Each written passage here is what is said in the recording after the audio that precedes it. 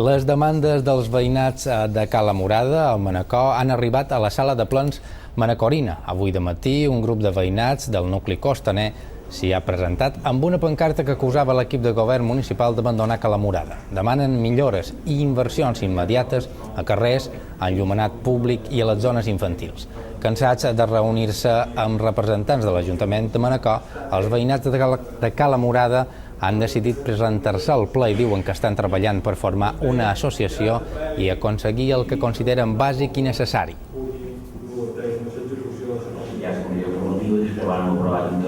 Aquí pitj venim a reivindicar els nostres drets com a ciutadans que som de Manacor, i a Cala Murada resulta que durant els 30 anys no s'ha fet res, no s'ha fet ni una inversió.